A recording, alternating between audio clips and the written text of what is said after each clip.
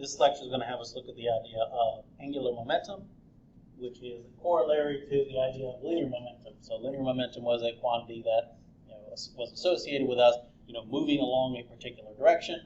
Here, angular momentum is going to be a quantity associated with us spinning around a particular axis. You can see that there's some parallel construction here in terms of the actual formulas. The linear momentum was the mass of something times how fast it was traveling. Since velocity is a vector, the momentum is also a vector. In the case of angular momentum, it turns out the angular momentum equals the moment of inertia times the angular velocity. The angular velocity is a vector. That is to say, if I take something and I'm going to make it rotate, then the angular velocity of this spinning disk here is a vector that points out of the disk based on, this is the plane that the thing is rotating in, so this vector that points out of it is one that allows me to determine exactly what region and what direction this thing is rotating by having that vector. So that's our angular velocity. Now this moment of inertia thing is a number that is associated with any kind of shape based on its distribution of mass and what its overall size is. So we can consider this cylinder here. So when I would be talking about linear momentum, I'd really only have to care about what is the mass of this cylinder for most things that I want to do with the cylinder. But if I talk about angular momentum, I talk about rotating this thing, there's a couple of different ways you can rotate it. One, you can rotate it along the axis that goes through it. So it rotates this way. Next, maybe I'll put an axis directly through the center of it like this. So now the thing rotates like this. Now maybe I'm going to fix it on this end, and I'm going to rotate it relative to this end that it's on. So it's rotating around like this. If you have a heavy object at home, you can see that, or you can experience that rotating around these different axes is actually the difficulty of trying to get something to rotate is determined by sort of what axis you choose. And so for an object like this, we need to define a number that's going to incorporate information about in what way are we rotating this object, like through what axis, how much mass does it have, and sort of just the general configuration of the mass. So in this case, I have a cylinder. I could just as easily have, instead of a solid cylinder, maybe I got a hollow cylinder. Maybe I have a sphere. Maybe I got a square that I'm trying to spin. Maybe the square is spinning through the center or spinning around the side. We can go and we can look up a moment of inertia associated with any possible geometric object that we can rotate. Or we might just have a configuration of stuff. We don't know what the moment of inertia is analytically, but we have a numerical value for it. So that's what that quantity moment of inertia just represents. Basically, it's the corollary to mass.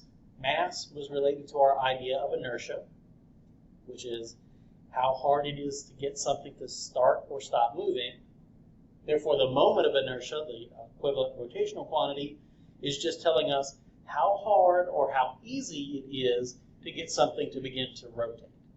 And because there's a lot more ways that we can configure mass and pick axes, it turns out we have a lot more options or formulas that could come about if we try to rotate different geometric shapes.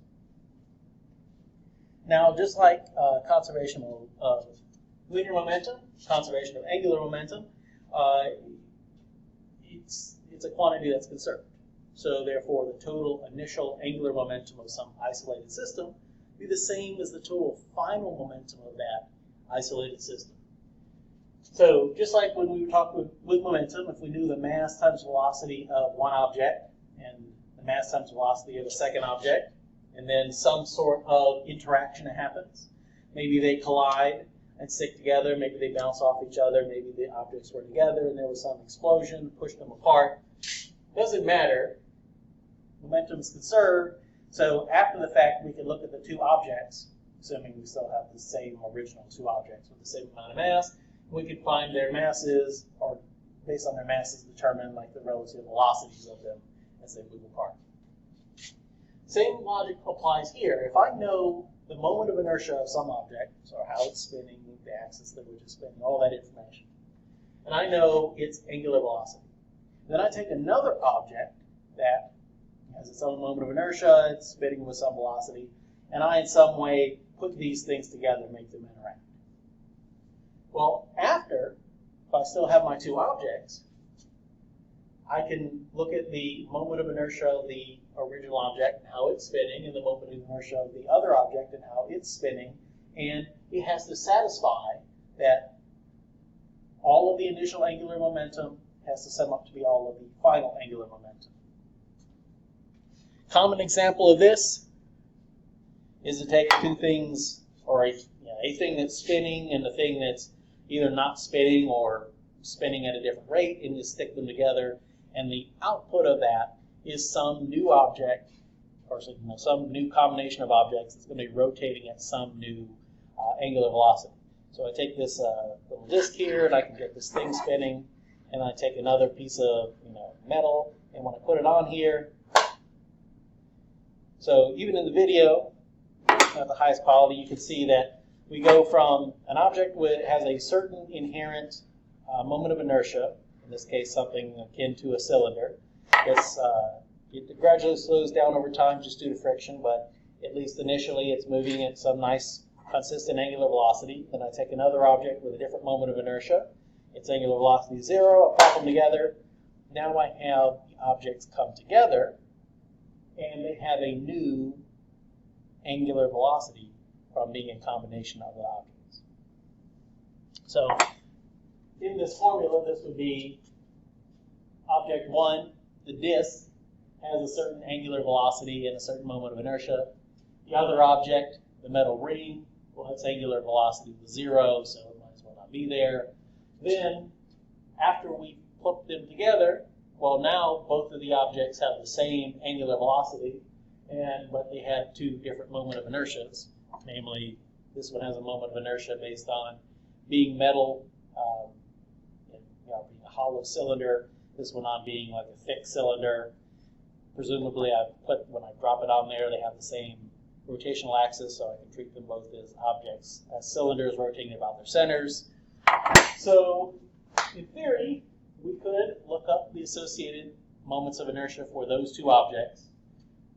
And then, if we knew the initial velocity with which this was spinning, we could determine how fast they would be spinning together after we brought them together. Now, that's an example of using angular momentum to, say, calculate an initial velocity from a final velocity where the moments of inertia of the two objects don't change. We can have the moments of inertia change in following examples. So I've taken that spinning disk and I put it on the floor. It's actually meant to be a standing disk. And so one thing I could do is I could just have a system where I'm going to initially have some mass in just some arbitrary configuration. And that mass is going to be spinning around. Then, when I change the configuration of that mass in some way, it's going to be rotating with some new angular velocity. Now, in this case, the objects that are going to make up the entire initial moment of inertia is going to be my body and the two metal cylinders. So if I can do this without killing myself.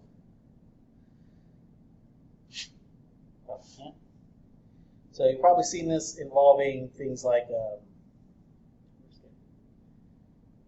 ice skaters and stuff like that. So if I'm spinning around, I put my arms out. So this is my initial configuration. I'm going really slow. I pull all of my moment of inertia in. I go faster and I go slower here. So one of the things this demonstrates is that the bigger the moment of inertia, the harder it is for something to spin. So because of that, when I have a big moment of inertia, I had my arms out, and I had my smaller angular velocity.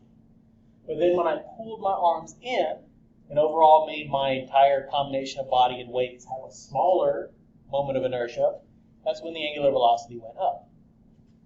Now in this case, calculating my initial and final moments of inertia, you'd have to account for the actual physical shape of my body, so there'd be a lot more. These would probably just be numerical values instead of values we necessarily have a geometric formula for. But assuming we knew this starting and final moments of inertia, and we knew how fast we were initially rotating, we could determine how fast I would end up rotating for bringing those weights in versus leaving them out. Now, another scenario we could set up is consider the following. Say I have something that is initially rotating. It has a certain moment of inertia, and it's spinning with some initial angular velocity. Then, I'm going to take that object, and I'm going to flip it over. So something's going to be holding that spinning object, and it's going to take it and flip it over. So now, by flipping this thing over, we find that in order for the angular momentum to be conserved, other parts of the system are going to have to begin rotating in order to compensate for the fact that the other object has changed how it is rotating. So, to show that in action,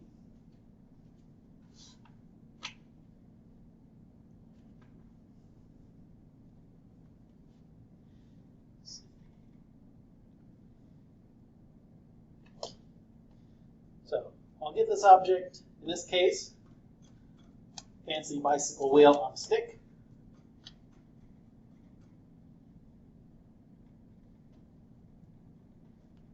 And as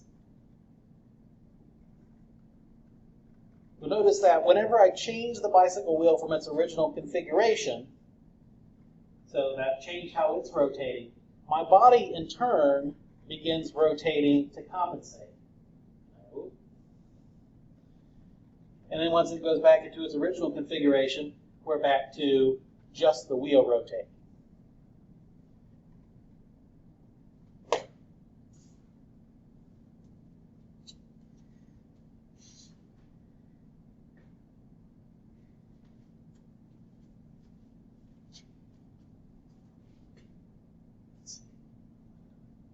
All right. So, first off, that's just a representation of the angular momentum thing. The total amount of mass spinning in a certain way initially has to equal the total amount of mass and how it's configured spinning after the fact. So moments, in this case, how we move these objects around, the orientation of the angular velocity, how the mass is located, all that has to be accounted for in this angular momentum thing. Now, I have to redo this real quick, just because I have to make it consistent with what I actually wrote on the board there. Previous time I played with this, I had this thing sideways, and so as I turned it in the two directions, it spun me one way or the other. Now consider that I have the object just pointed upwards. I'm not moving. And then when I make it move,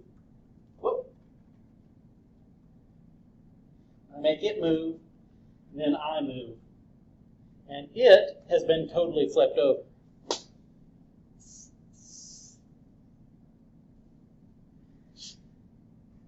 So what does that look like mathematically? Initially, the wheel is spinning with some angular velocity. After I've turned it over, the wheel is spinning with some angular velocity still, but now my body, with its own moment of inertia, is spinning. Remember, angular velocity is a vector. And turning the wheel over doesn't actually change how fast it's going, just the direction the angular velocity is pointing. So because the angular velocity for the wheel in the after case is just the negative of what it was initially, that means by plugging in some numbers here, we have a nice expression that allows us to calculate, well, how fast would I be spinning in this scenario?